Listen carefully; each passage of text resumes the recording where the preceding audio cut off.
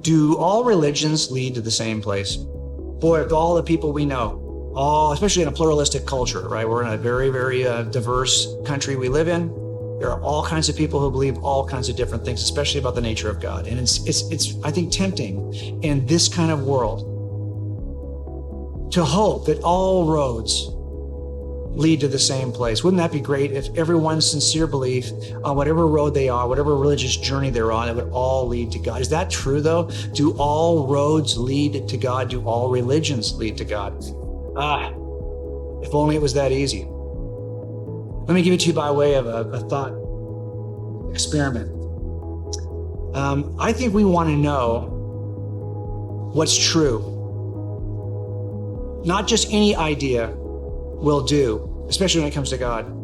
All ideas are not created equal. You know, if you were with me and you said, I'm going to make mushroom soup tonight, I really feel like I want to eat mushroom soup. So I noticed before I came into your house, Jim, that there are some mushrooms growing in your front lawn. I'm just going to go pick those mushrooms because, you know, after all, they look a lot like the kinds of mushrooms you see on dinner plates, right? Or in mushroom soup. So you pick a bunch of mushrooms from my lawn and you start making mushroom soup. Now, wait a minute. Now, if those mushrooms are actually toxic, by the way, do you know how to tell if there's toxic mushrooms? I'll just give you a little tip. If there are gills on the bottom of the mushroom, it kills. Gills kill. That's a little extra information free of charge. But if you pick that kind of gilled mushroom and threw it in your mushroom soup, it's going to kill you. All mushrooms do not lead to good mushroom soup. Some mushrooms are actually toxic. And if you put them in your soup, you're going to die from eating that soup. In the same way, all ideas about God, all ideas about the world are not created equally. Some are toxic. They will lead you either to physical or spiritual death. Wouldn't you want to know which of these views is toxic? Wouldn't you want to know which view is true? Wouldn't you want the true mushroom in your mushroom soup? In the end, I think we want to know which view is true and which views are toxic. That's okay. That's the nature of truth. If when I get in a case and I bring someone into trial, that's the suspect who I can demonstrate with evidence is the killer. And that suspect often confesses to the crime after the case. It's not that every single person is equally valid or equally certain that they are the killer. This one, on the basis of evidence, ends up being our bad guy. Well, it turns out we can make an evidential case for Christianity, and we can find out if it's true or false. But if it is true, don't be surprised that it would exclude all the other views. What matters not is how these worldviews feel to you, or how they might, how emotional you might feel about them. What matters more than anything else is which one of those views is true. And that's why we spend time making the case for Christianity. It turns out that every religious view makes a contradictory claim about the way that we are saved or reunited with God, and especially about the nature of Jesus. These are not views that lead to the same place. Instead, these are religious views that hold mutually exclusive notions. So for example, if you are Jewish, you might believe that Jesus was a preaching rabbi, but you reject the idea that he was God incarnate. Now that means that both of those views, the Christian view and the Jewish view, could both be false, or one of them could be true, but you cannot say reasonably that they're both true because they make contradictory claims. Muslims, for example, would say that Jesus did not rise from the grave. Christians believe he did rise from the grave. One or the two of these could be true, or they both could be false, but you could not reasonably say that both are true because, again, they make contradictory claims. What each view says about Jesus matters. Because if the Christian claim is true, and Jesus rose from the grave, he did something that no other religious leader has ever done. Buddha did not come back from the grave. Muhammad did not come back from the grave. It turns out the thing that Jesus did, the resurrection, is what defines Christianity historically. The fact that it's locked into an event that occurred in the distant past called the resurrection, and it changes the nature of Jesus. Jesus is the only way to God because Jesus alone is God. His claims of deity were demonstrated by the resurrection. That's a very different path than the other paths. And it contradicts the claims of the other roads that don't lead to the same place because they make mutually exclusive claims. That's why it's so important for us to get this one right. which of these roads you're on. They'll all take you to different places. But if you want to be reunited with God, there is a way. It is to follow Jesus of Nazareth, who came, rose from the grave, and proved he was God. Do atheists believe in just one less God than Christians?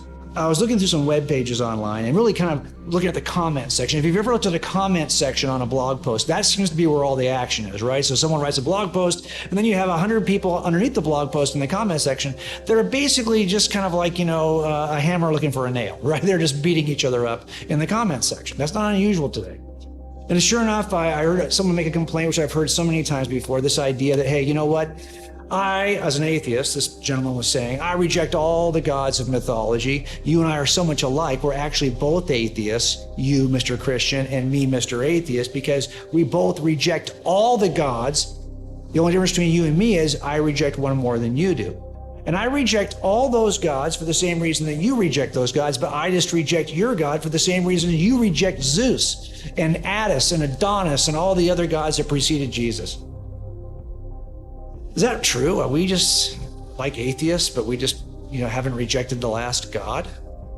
I think that might make sense if the entire palette of potential gods in history were all equally attested. Or in other words, if there was the same amount of evidence that demonstrated that all those gods exist, the same amount of evidence that we have that demonstrates that Christianity is true, if they were equally evidentially viable, then I think it would make sense that why are we holding on to something that no, that's not the case at all. It turns out that the level of evidence that you might present to make a case for any god of history, of Cyrus, you name it, compared to Jesus, there is no comparison to the amount of manuscript evidence, to the early dating of that manuscript evidence, to the way that evidence was written down and maintained and transmitted over the centuries.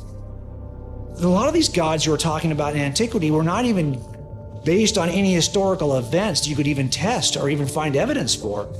The case for Christianity is very different than the case for Marduk or for Mithra or for, you name that god that came before Jesus.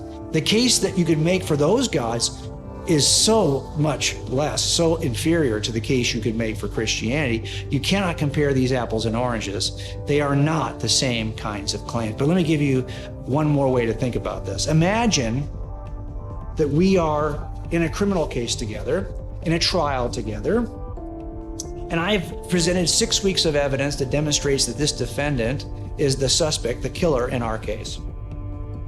And in the closing argument, the defense attorney stands up and he says to you, look, the prosecutor and I agree that every other potential suspect in the world is not guilty of this crime, did not commit this crime. I'm just like the prosecutor, but I have rejected one more potential suspect than the prosecutor has. We are both people who think that there are no suspects in this case. I've just rejected one more. He accepts this as the suspect. This is stupid. Think about this for a second. Is there good evidence that demonstrates that's the suspect or not, okay? Whether there's no good evidence or whether you've rejected other potential suspects does not say anything about whether he's the suspect in the case. The only thing that describes him as the suspect is the evidence you're offering to support his case, the case against him. Either we have a case against him or we don't. But an idea that if you don't think anybody else did this murder, so why should we think he did it? Who makes that kind of a case? The issue really is, do you have enough evidence to demonstrate that he did it? When it comes to Christianity, the evidence is there. We have to make the decision. Is there enough evidence to demonstrate that Christianity is true?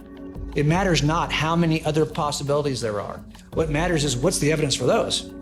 What's the evidence for this? There's a reason why that guy is the defendant in this case, because the evidence pointed him from the beginning. There's a reason why Christianity is still on the table, although all those other gods are no longer worshipped, because the evidence is on the table. There's good reason to believe that Christianity is true. We haven't just rejected one less God. We've found the one who is God.